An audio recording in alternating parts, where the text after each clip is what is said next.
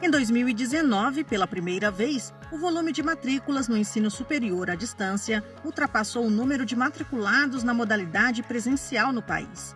Pela legislação em vigor, a EAD é permitida com limitações no ensino médio e já se debate a possível aplicação no ensino fundamental.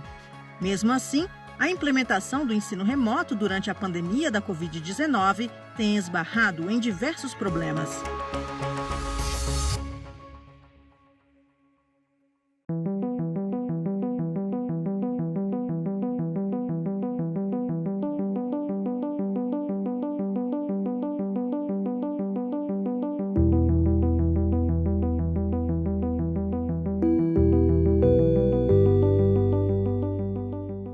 O ensino remoto não é educação à distância. A educação à distância ela é muito mais ampla, né? Ela é muito mais preparada. O ensino remoto é algo emergencial, que a instituição, seja ela da educação básica, da educação superior ou outros meios, pode se utilizar, né, das tecnologias disponíveis para agregar no seu ensino. Então, verifica que é ensino remoto. O ensino é local. A educação ela é ampla, né? Ela abrange muito mais um sistema educacional, né? Então, ela vai abarcar a educação como um todo. E, porventura, vai abarcar a parte de gestão, a parte justamente de ensino que é dentro da escola, tá? Dentro da instituição. Então, há essa diferenciação. Então, eles estão tendo aula, mas não é cobrado presença, até porque não pode. E aí, para eles aprenderem a mexer na plataforma, tanto fazer atividades, a gente faz algumas atividades para eles aprenderem como é que faz pela plataforma. A gente faz encontros ao vivo pelo Google Meet com eles, também para eles se adaptarem a essa nova realidade. A adaptação no início foi um pouco complicada, tanto para os professores quanto para os alunos. Precisamos aprender a utilizar a ferramenta, né? Tinha alguns detalhes da ferramenta que a gente precisava aprender a manusear, né? Algumas ferramentas como a utilização do compartilhamento de tela, a gente faz bastante isso, né? Compartilhar a nossa tela com os alunos para que eles possam visualizar todo o conteúdo, né? Às vezes do quadro que a gente não tem à disposição agora. As plataformas, eu estou achando elas bem interessantes, tanto a Google Sala de Aula quanto o Meet. A gente está usando até agora todas e, pelo menos até o momento, não apresentaram nenhum problema. Houve no Google Sala de Aula a questão de um atrasamento entre o recebimento da atividade que a gente via para o professor. Houve um atraso, teve aluno que teve que enviar mais de uma vez. Mas, fora isso, não teve outro problema. Inclusive, no Google Meet, a qualidade está ótima. Pelo menos assim, a gente está maravilhosa a qualidade do Meet. No início, eu tive que acompanhar, mais ajudando ele a encontrar, localizar as coisas, baixar um arquivo. Agora, ele já consegue utilizar essa plataforma sozinho. Para o estudante do ensino médio, eu acho que é mais fácil, mas realmente para o estudante dessa fase, dos anos iniciais, dos anos finais, a dificuldade foi um pouco maior. Hoje ele já consegue utilizar a plataforma sozinho, já consegue postar atividade, salvar, postar para o professor, acompanhar se o professor já fez a correção da atividade. Então, o projeto da secretaria envolve 3 escolhas para o aluno. 3 formas dele poder assistir essas aulas, né? A primeira é ele tendo a internet e um equipamento eletrônico. Ele acessa pela plataforma do Google Classroom.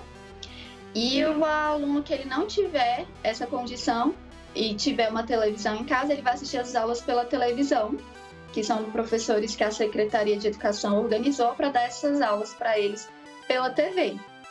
Ainda não foi disponibilizado que canal que vai ser e como que isso vai acontecer de fato.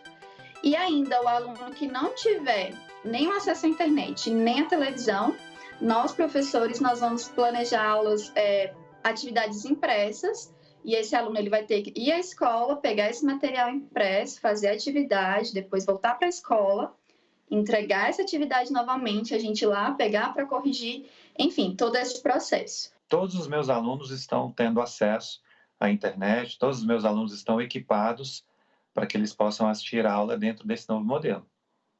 Então, a diferença, para mim, ela é basicamente econômica.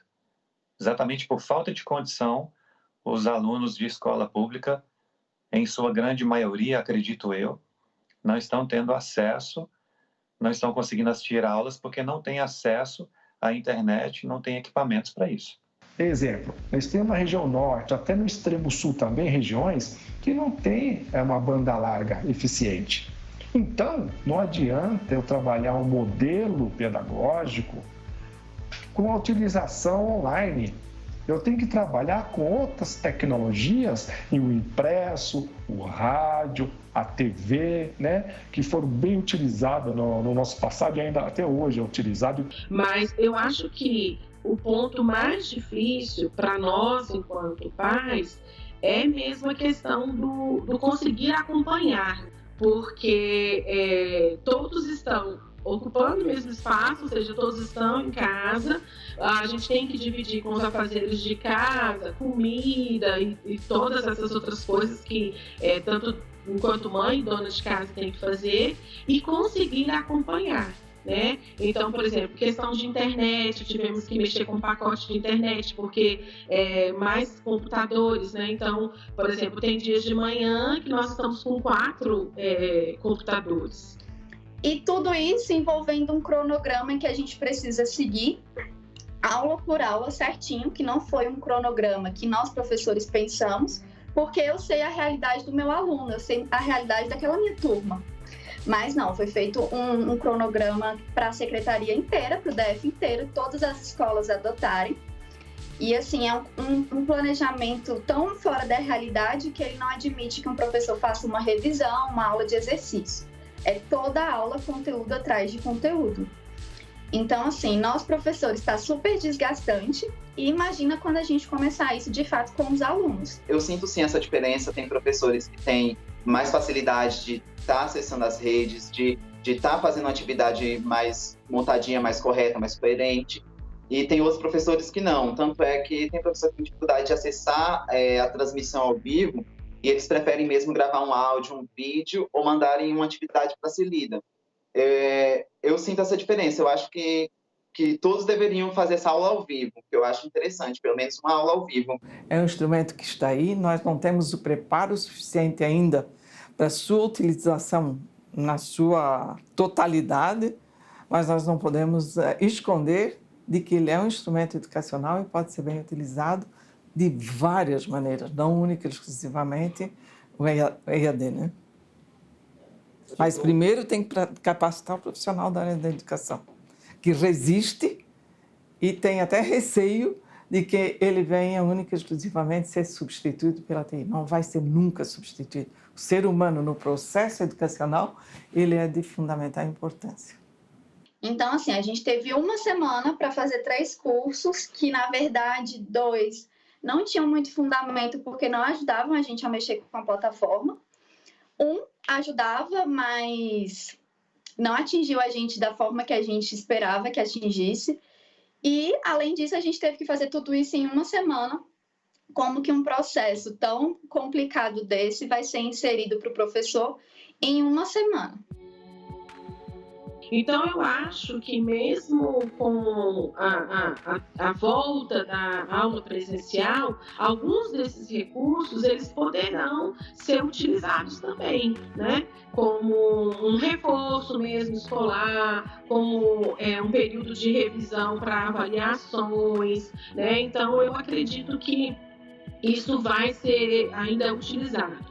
Talvez não com as crianças menores, porque eu vejo uma dificuldade muito grande nesse aspecto. Eu nem sou favorável para as crianças menores, principalmente em processo de alfabetização. Eu acho que são as crianças que estão mais sofrendo nesse processo, são as crianças que estão em processo de alfabetização, porque a interação com o professor, principalmente o alfabetizador, ela é primordial e imprescindível para esse processo. Agora, quando a gente está falando de criança que não trabalha a princípio, não pode, não deve, não tem que trabalhar, que o espaço da escola serve não só para aprender o beabá, conta de matemática, os estudos de ciência, mas que servem para muitas crianças, como o direito à alimentação, porque tem muita criança muito pobre e miserável no Brasil que só se alimenta através da merenda escolar, que serve como os primeiros processos de socialização, de conviver em sociedade, noções de hierarquia com relação ao professor, de respeito com relação ao amigo na sala de aula, porque a vida dos seus pais, os pais dessas crianças, geralmente é muito intensa.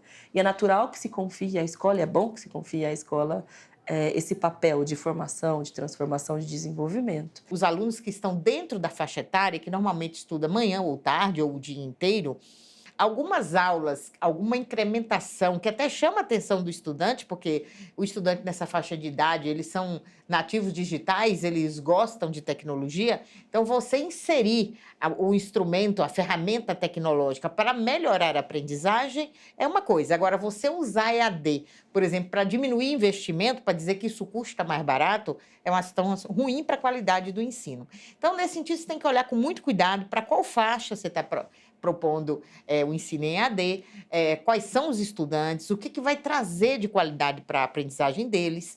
Então, assim, a lei já permite, mas não no ensino fundamental, no ensino médio, e a gente tem que saber onde colocar e como colocar para não atrapalhar, para não distanciar o aluno desse aspecto de socialização no mundo da escola. Quando você lida com alunos de uma faixa etária, às vezes aqueles ali de 12, 13 anos, né? Eles não têm uma maturidade bacana ainda para poder absorver esse modelo de aula. E aí a gente tem algumas dificuldades com alguns alunos em relação a isso. A gente conseguiu aí, né, o Brasil inteiro, que o Enem fosse adiado.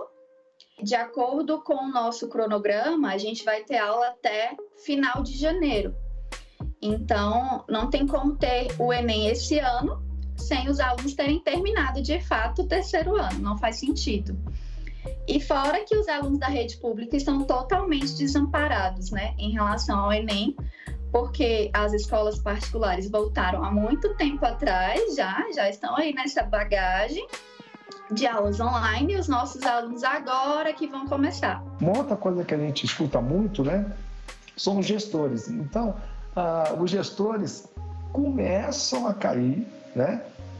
A escola não tem infraestrutura, meios para apoiar o ensino remoto. Ora, não é agora, não.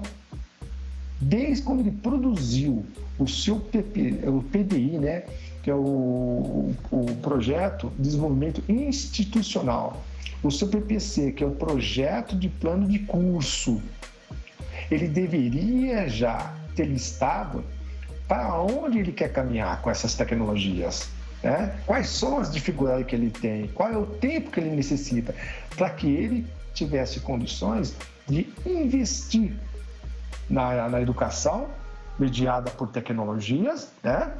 Ou atuar na educação à distância propriamente dito, em certo segmento. Agora, com o quê? Com um aporte financeiro e com a estrutura organizacional capaz de sustentar o modelo que ele decidiu empregar naquela estrutura. Então, essa mazela tem que ser levada em conta, porque não é agora, não é o Covid, não é o isolamento, e sim ele já estava vindo precário e sendo excludente com relação à utilização dessas novas tecnologias. Quando você paga uma mensalidade de uma escola, você não está pagando só a aula presencial, você está pagando o espaço que aquele seu filho está utilizando, né? Os recursos que tem lá dentro da escola. Por exemplo, aula de educação física.